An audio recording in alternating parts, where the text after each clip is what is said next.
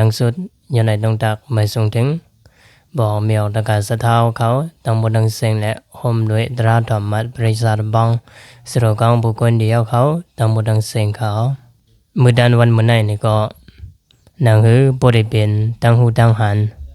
บนดาบอกเมียวตะการสะเท้าเขาและหอมด้วยตราธรรมะบริษัทบังสโลกังบุคคลเดียวเขาพี่น้องๆเขาตั้งบนดังเสียงนั้นแต่มาโคราชนี้เกี่ยวกับเลยพรหลีไหลถ่อมตราอันบอกเมียวเขาและตราถ่อมมาบริษัทบังสโลกังผู้คนเดียวเขาถ่อมมาอยู่กูมือกูวันในสังอันนั้นก็ถ่อมมาอยู่กูปีฉะนั้นเลยสังพอวันถามมาเขาบ่ได้ฮู้อันนั้นก็เขาบ่ฮู้พรหลีไหลถ่อมตราเสียเอานะนั่นคือสัมบ่ได้มีเจอศรัทธายุ่มยำดินเนตราเสียแหละมีเจอใครถ่อมตรากว่าแดงวันดามือนานั้นพรดีไลถ่อมตราในจองเฮาถูกดีหูถูกดีหูพรดีไลถ่อมตราในเฮาถูกดีหูได้ว่าเฮ็ดซึ่งเลยเฮาซ้ำถูกดีหูล่ะเนี่ยบ่ว่าเฮาผู้พรดีมันกว่าเฮาก็สั่งได้ใครถ่อมแทงบ่ว่าเฮาฮู้พรดีมันแต่เฮาได้ใครถ่อมแทงนั้นก็มันก็เป็นไรมันมีแฮงต่างซึ่งว่าเฮาเหตุการณ์1ปีแน่เฮาได้ผูกเข้ากับก็เบื่อเฮาฮู้ว่าเข้ากับในมันบ่เฮ็ดหยาบมันบ่ไหลทิ้งได้ว่าวานมันบ่ไหลลุ่มลาได้ว่าเงินซำบ่เป็นกวนมาแลก็เบิ่เฮาฮู้พรดีอันได้แลเฮาสั่งวันกันใส่เข้ากับปีในเฮาใส่เอาปีได้มาซ้ำใครใส่แทงเป็นซั่นน่ะในก็มันนั้นดังเก่าตราอันว่าในก็เพราะว่าเฮาฮู้พรดีมันแล้วก่อนเฮาถ่อมเอาเฮาสั่งได้ใครถ่อมแทงก็เบิ่นั้นแหละพรหลีไหลถ่อมตราในมีสั่งหลายๆเนี่ยพระเป็นสาวก็ฮอลัดนี่ไว้ดินเป็นสการนิบาตเป็นสการนิบาตในเองกุกโถนั้นพรหลีอันไหลถ่อมตราเนี่ยมีอยู่หาเบิงหาบ้าแล้วก็หาเบิงหาบ้านั้นซ้ำเป็นนิสังน่ะหมายนึงได้เนี่ยอสุตัมสุนาติอันเฮาอ่ำยำยินนั้นเฮาได้ยินมาในเป็นข้อหมายนึงสังซึ่งว่าเฮาถ่อมตราเนี่ยตราอันเฮาไปยำยินมาเสบอกกันก็เฮาได้ยำยินมาตั้งหูตั้งหันอันเฮายำยินมาเสบอกอันเฮาวนไหลนั่นก็เฮาได้ยำยินมาเฮาได้วนไหลมาอันเฮาไปหันนั่นก็เฮาได้หันมาฉะนั้นเป็นอีหังเนี่ยเป็นพรดีอันใดถ่อมตราสังมาบอกแมวเขาถ่อมตราบ่ในจึงเนี่ยสังซึ่งว่าเป็นตราอันบอกแมวเขายำยินนั่นส่งบอกแมวเขาไหลยินเนาะตราอันบอกแมวเขายำยินมาเสบอกนั่นมาถ่อมตราเฮาก็ไหลยินกว่าอันไหลยินกว่าในอันไหนเป็นพรดีอันใดถ่อมตราได้เป็นพรดีอันใดถ่อมตราข้อหมาย1กำในข้อหมาย2ซ้ำเป็นนิสังนะสุตัมปริโยตาเบติอันเฮายำยินมาเสียเอาอันไปแสงแรงนั่นหมอแสงแรงมาเนี่ยตราอันเฮายำถ่อมมาอันเฮาไปแสงแรงในอกในใจเฮานั่นพอเฮามาถ่อมแดงกำมันได้แจงแดงมาเฮาได้ฮู้ที่ป่องมันดีลี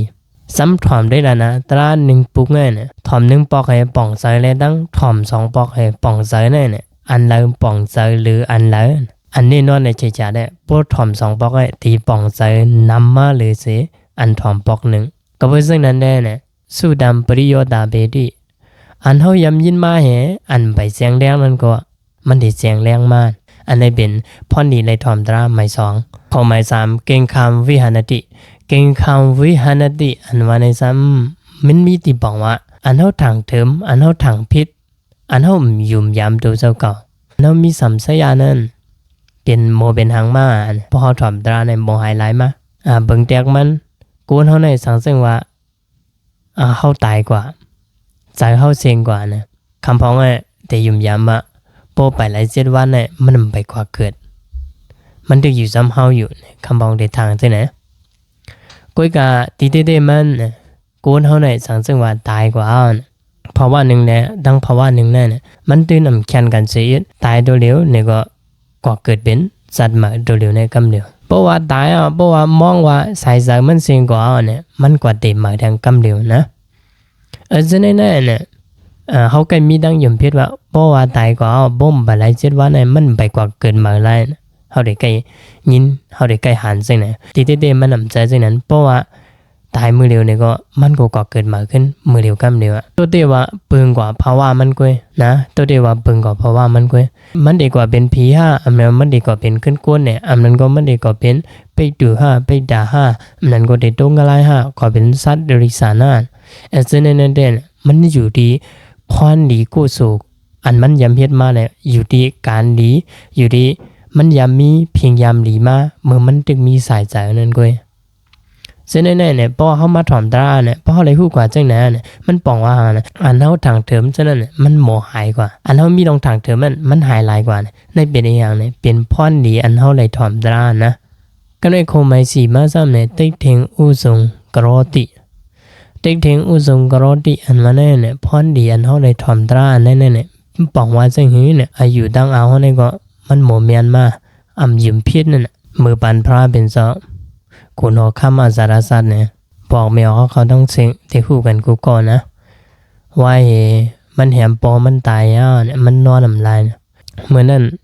มันหาตีสาใจมันตีสักสาใจตีลือใจมันเตียนมันเปิงอิงไรเนี่ยมันสองห้องถามอันเป็นสระเด็กที่เขาหกก่อในสระเด็กที่เขาหกก่อนั่นคำพองเต็มีอายุดังเอาอันว่าเพราะว่าตายจัดไหนก็ยาวสัตว์ไหนพวกบอกว่าพวกตายสัตว์ไหนก็สัตว์นานว่านั้นมีใครอย่างก็เฮ็ดปออันวางก็มีเมอันวางก็มันมีเนี่ยในโลกาเนี่ยมีปอมีเมเนี่ยนะเขาเนี่ยเขายุ่มยามใช่ไหมกำนั้นเนี่ยปอเมอันว่านั้นก็มีเกสุยสังในห้องพอเขาตายก่อนสัตว์ไหนก็มันก็ยาวเด็กที่คำพองมีตังเอาใช่ไหมเลยอันเขามาเปลี่ยนก้นอยู่มือเดียวเนี่ยก็มีลองตั้งอีสังเหี้ยก็เขามาเปลี่ยนก้นเนี่ยเปลี่ยนส้มหนังอันคนสั่งเปลี่ยนมาเขาพันสั่งปันเนี่ยพอตายก็ยาวว่าใจนะเส้นเนี่ยเป็นในหางเนี่ยเป็นน้องยุ่มพิษนะตีมันใจใจนั้นปออันวางก็มีเมอันวางก็มีพระเป็นเจ้าได้โหดนะกลุ่มมูลปอเมอันวางก็มีบอกว่าเขามีกลุ่มมูลที่เนื้อเฮาอันไหนก็เฮาได้เลยตบขึ้นกลุ่มกุลมูลเงาเขาได้เลยเลี้ยงดูลุ่มลาเขาขึ้นพระเป็นเจ้าโหดนะก็เพราะนั้นเนี่ยสั่งเฮามาถ่อมตราเสียเนี่ยเฮาไล่ฮู้กว่าจังไหนแน่ของวายสังเนี่ยตั้งเอาเฮาอายุตั้งเอาเนี่ยมันเต็มเมียนกว่าเฮาเต็มมีตั้งยุ่มพิษนะบ่เฮามีตั้งยุ่มพิษเนี่ยก็มันได้ลีบุญดาเพราะว่าจัดปานเฮาและมันได้ลีบุญดาเพราะว่าจัดปานเฮากว่าในเขาตั้งสัมสละหันต่อบ่เฮาไล่ในปานแล้วก็เป็นยาหันตากว่านั่นน่ะนะจะแน่ๆเนี่ยมันเป็นอีหยังเนี่ยเป็นพรดีอันเฮาไล่ถ่อมตรากำในโคไมหะเนี่ยสิดามัสสะปสีตติพอเขาถ่อมตราเนี่ยสาวเขาเด็กก็เรียนมาสาวเขาเด็กนิมมาเส้นเนี่ยเป็นพรเรียนเขาได้ถ่อมตรายานเส้นเด็กบอกแมวเขาตราธรรมบริษัทป้องสโลกังผู้คนเดียวเขาทั้งหมดทั้งสิ่งนี่ก็ตีหูขึ้นใส่โดยโซเก่าอยู่เมื่ออันได้ถ่อมตราและเมื่ออันนำได้ถ่อมตรานั่นมันเปลี่ยนสิ่งหื้อพอเขาถ่อมตราแน่เหมือนเขาถ่อมตราแน่ใส่เขากัดเย็นห้ากัดเย็นห้าอันนั้นก็เมื่อเขาถ่อมตราแน่ใส่เขาเปลี่ยนตัวซาไว้อยู่ห้าเส้นแน่สองมันเมียนเมียนพรดีจังน่ะสังซึ่งว่าเขาเลยฮู้เขาเลยขำเขาเลยจำพรดีอันเขาไล่ถ่อมตรามาจะได้ยาวนี่ก็นางคือบ่ได้เป็นกูยิ่งดีกูใจเมียนนั่นเขาก็ถูกดีไล่ถ่อมตรากันกว่าพึกสั่งสอนตัวเสือเก่าอยู่กว่าเขาบ่มีกาขันในโลกะเขาบ่เป็นก่อนเฮ็ดบันพรดีปุนปังโลกะอันเฮาอยู่เนี่ยเฮาถูกได้เป็นจังไหนในวิดีโอหัวในเนี่ยย้อนให้คิดดูไว้ที่ไหนก่อนสังซึ่งว่าบอกแมวตะกาสะเท้าเขาและโฮมเลยตราธรรมบริษัทป้องสู่ของผู้คนเดียวเขามีขอถามเกี่ยวกับเลยพุทธภาษาเกี่ยวกับเลยลองอันเจ้าเก่าทางเถิมแจงเลี้ยงฉะนั้นเนี่ยก็ถามมาไว้ไรที่แต่คอมเมนต์เจ้าในไรอยู่ตำเนินสุดมายันสุบันเฮปอเมียวตะกาสะเท้าเขาและโฮมโดยตราธรรมบริษัทบ้องสรุปของผู้คนเดียวเขาทั้งหมดทั้งสิ่งมีดังตัวสะสองเปิงกายันเสื้อสะมีมังกรากันกูเข่งกูเข้ากูเจ้าหนาวันคำทั้งหมดทั้งสิ่งเสกรรมเลย